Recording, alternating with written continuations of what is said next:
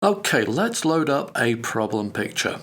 Come to open, and I want darklake.raf. It's a RAW file, so we will go straight into the Camera RAW filter. If you want to follow along by working on the same photo as me, then click on the link below and you can enroll on the Craft of Photoshop Developing Landscapes over at Udemy, where you can download this photo along with various other photos and also get over 5 hours worth of tuition. But let's get back to working these problems. Now, see if you can tell what the problem with this is.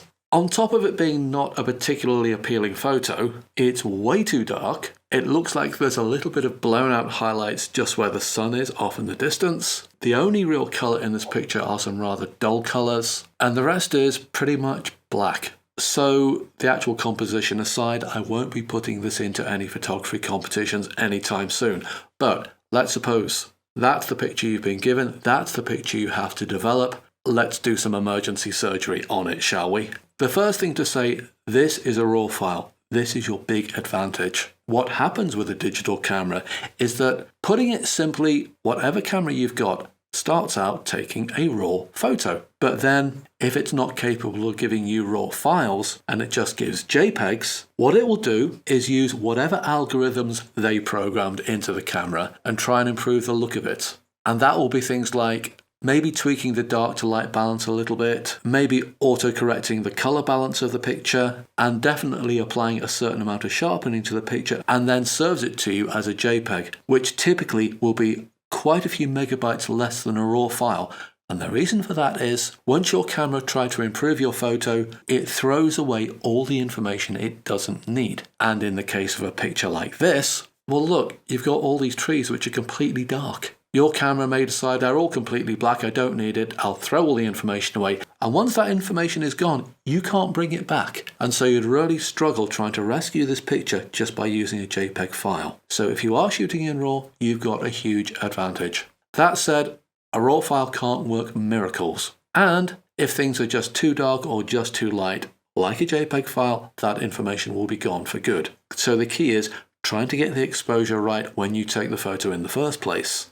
That said, there will be photographers who have a certain amount of experience who will look at this picture and say, well, it was a contrasty picture, but you did the right thing by making the exposure dark. Because, and this is slightly a contentious issue these days, with a digital photo, and in particular a RAW file, you will have more success trying to rescue detail from areas that are too dark than areas that are too light. It has to do with the way a RAW file is stored. And the other thing to quickly say is that a JPEG from your camera has been treated to try and make it look nicer by the time it gets to you. A RAW file, on the other hand, this is pretty much exactly what the camera saw.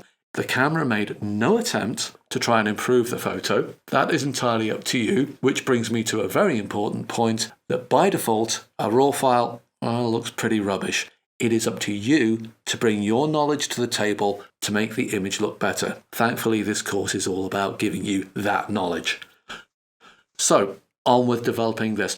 I think the 5-step process is not really going to work here because the problems with this picture are big enough that you should take a problem-solving approach. And that means you solve the biggest problem first, then when you've either solved that or worked it as far as you think it is wise to work it, then you move on to the next problem and so on and so forth. So the biggest problem with this, it's got too much dark apart from 1 or 2 very light areas. So effectively, this is a contrast problem. It's way too contrasty and way too dark. So to solve that, what did I say? Way too contrasty and way too dark? Well, in that case, I'm going to move the sliders around to try and give me a new base point to start off with. At the moment, this is my base point. Too dark, too contrasty.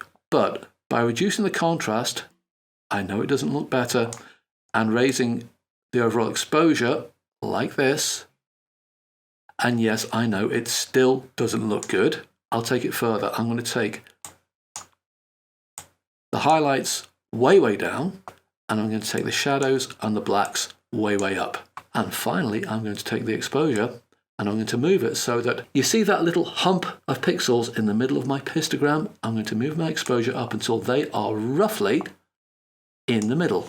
Okay, the first thing, it's not looking much better, is it? It's looking really grey and muted because there's no contrast in there, but that is the point. I move the sliders around not to make the picture look better, but to give myself a new base from which to work from. So I can tease out the look I want, and I can make my tones darker as well as lighter, and try and solve the problem of this picture from both ends.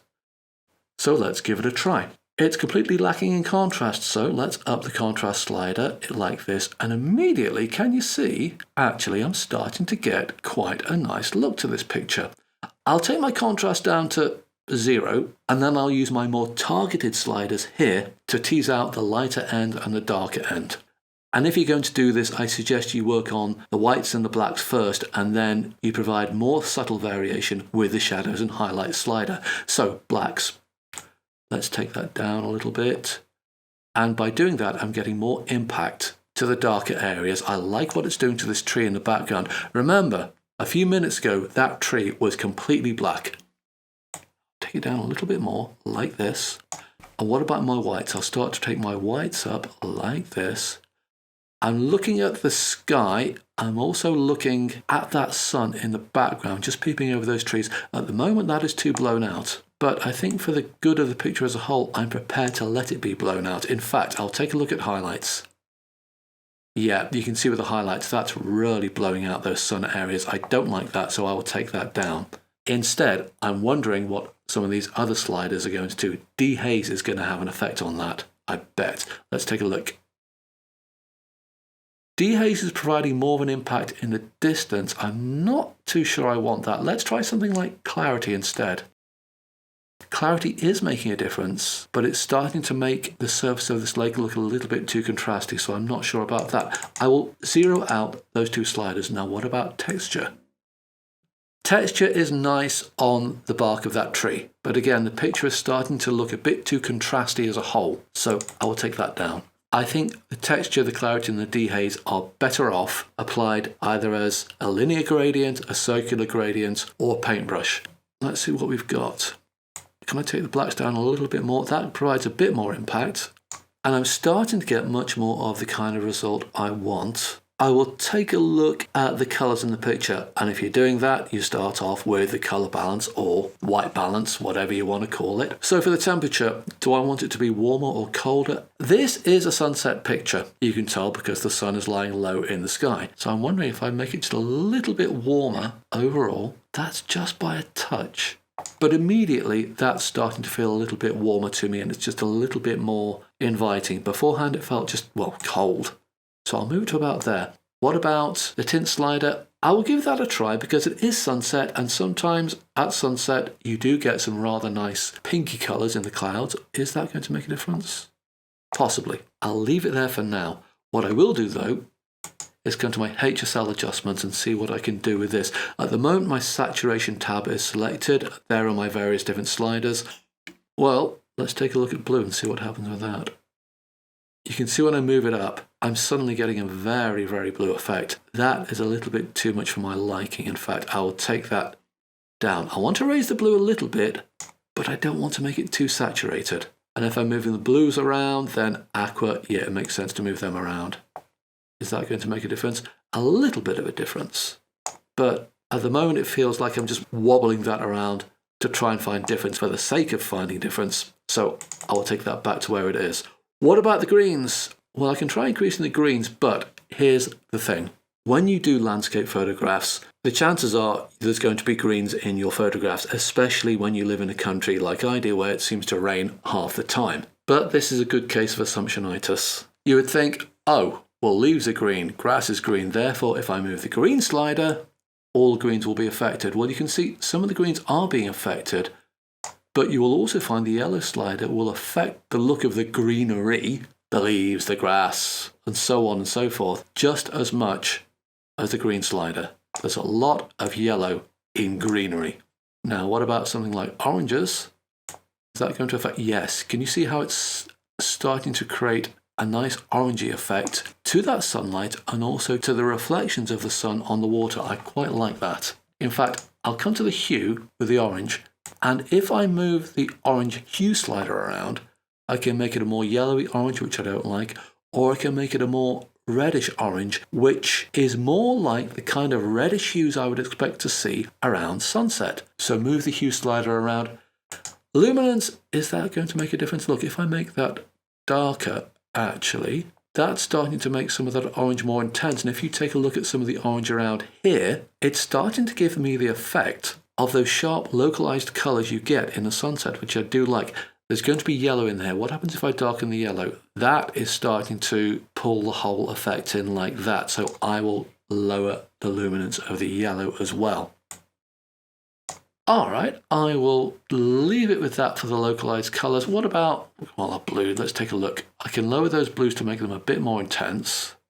But if I'm going to do that, I might be tempted to just lower the saturation just a little bit so the blues aren't too overpowering. This is going to be cultural. In some countries, people like nice, bright, intense colors. In other countries, less so. It's up to you to decide what you want.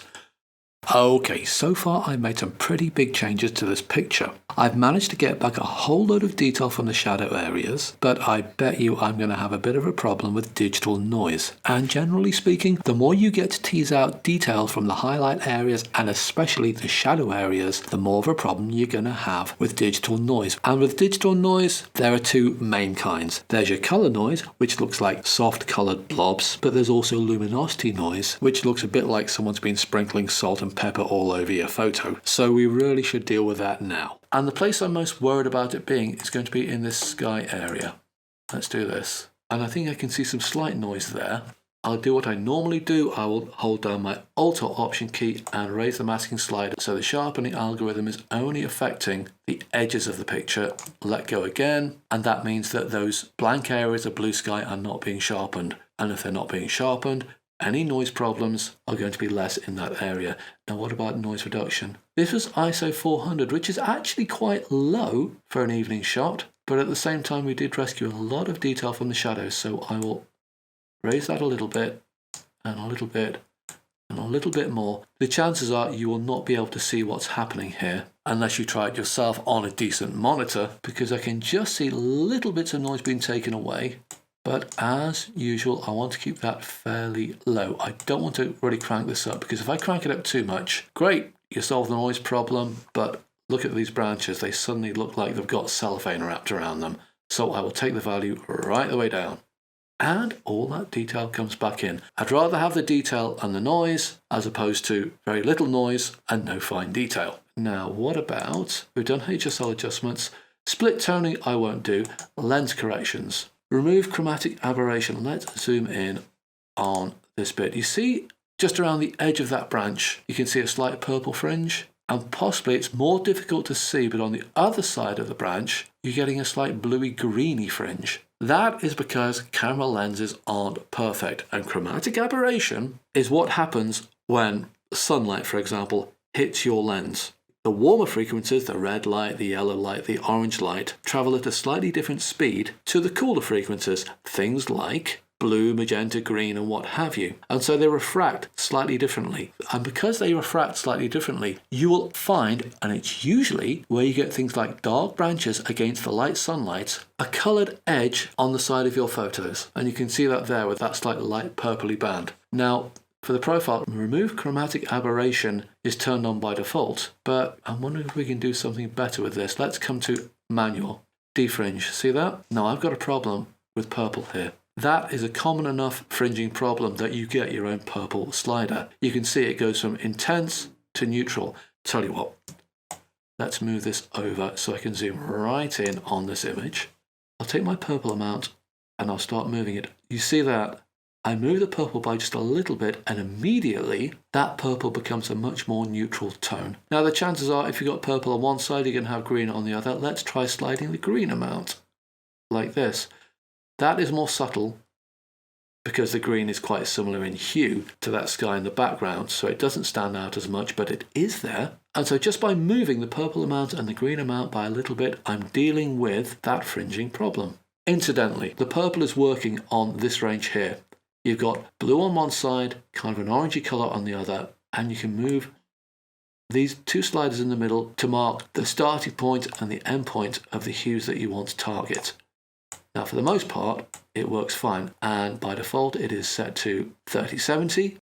You can move that around if you're not quite getting the exact hue targeted that you want to remove. But okay, that's the chromatic aberrations dealt with. I will come back to Command+0 or Control+0 to come back to my picture as a whole. I've dealt with the noise. I've dealt with chromatic aberration. There's nothing in this picture that I want to do any blemish removal with. One thing I haven't done is rotate and crop.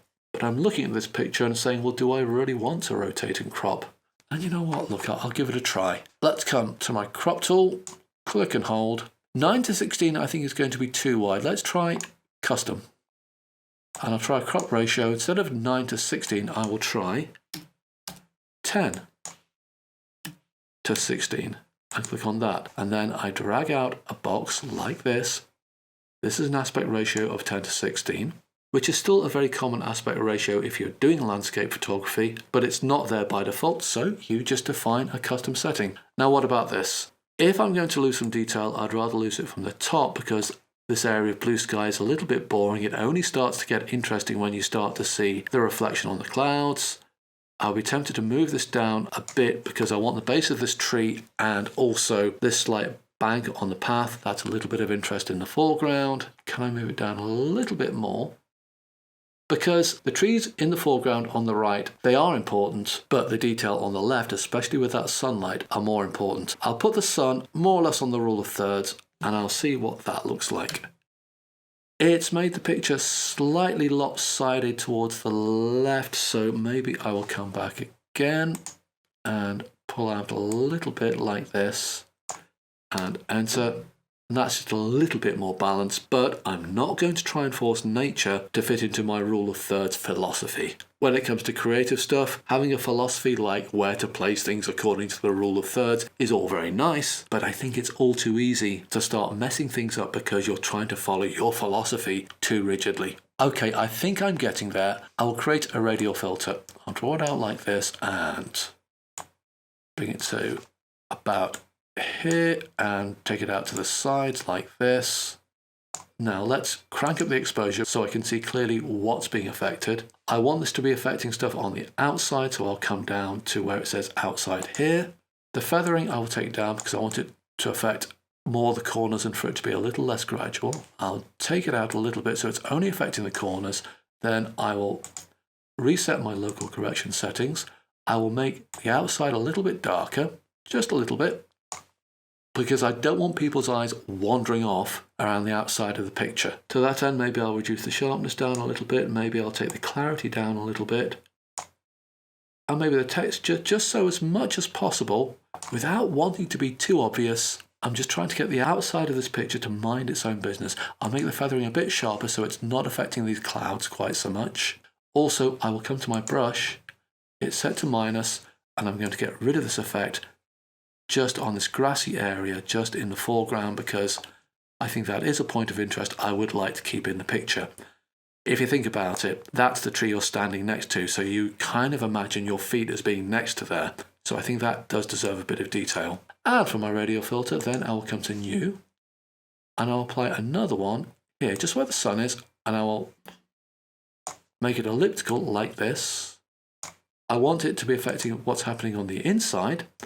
I want the feathering to be a lot more subtle, so this is going to be more gradual. And I'm going to reset this, and I'm going to take the exposure up just a little bit, just so that that setting sun is giving just a little bit more light to that water. In fact, maybe the exposure is the wrong one to do here. Let's take a look at my whites. Yeah, that's giving a little bit more power to that sun without making everything inside that radius looking too light. What about stuff like texture? I think I can increase the texture a little bit there as well. All right, if I was going to take this into the main section of Photoshop, I would maybe put on things like a high pass filter in one or two places, but just apply it to things like that tree trunk on the left. So maybe I won't do that. What I will do, I'll come to my brush tool. I will reset it. I'll take the exposure way up high, make my brush size a bit bigger, and I will just come to just this area here. And maybe this area down here. And maybe this detail here. Then take my exposure, double click to zero it, and just in this area, let's take a look and see what happens if I up the texture. and I quite like that. That is bringing out some of that nice gnarly texture of the bark and also on the stones. That's working quite nicely. Is it worth increasing the exposure? No, that's looking wrong. What about just things like the highlights? I'm not sure that's working. What about something like clarity? Maybe just a little bit, just to make that a little more interesting, but not so much that it completely dominates that side of the picture. Now that I've done that, I'll come to erase mode because I see I've gone over just a little bit in one or two areas and the effect is not where I want it to be. Just one or two areas around here. Okay, I will come back to my hand icon. If I look at my histogram, I can see I've got one or two little warning areas. This clipping warning and this clipping warning are lit up. Well, if I'm worried about that, I can always maybe reduce the blacks a little bit. And the temptation when you're doing that is to look at that little white triangle on the histogram and keep on going until it goes away. And then look at your picture and deciding, well, is that okay? I'll hold down Control Command plus Z to reset that to where it originally was. And well, actually, I kind of prefer the overall look of the picture where my black slider originally was. It's got more impact. If there are one or two areas which are dead black in my picture, I can live with that. The white bits, well, in general, it helps to be a little bit more careful with the white areas because you don't want blown out highlights. So I might reduce that down a little bit until that just disappears like that. And then decide if I prefer that or the slightly lighter picture, slightly more contrasty, but with one or two blown out highlights. And for that, I think I will move that down until that little red warning triangle on my histogram goes away. And there's my picture. It's not the most exciting landscape photo ever, but it was a good example of a problem photo, which meant I was able to give you an example of the problem solving approach. This is what the picture originally looked like, and this is what the picture looks like now. Okay, that is our image. If you'd like 5 more hours worth of this kind of content, plus all the photos to practice along with, click on the link below, and don't forget to hit the subscribe button. Okay, I'll see you soon.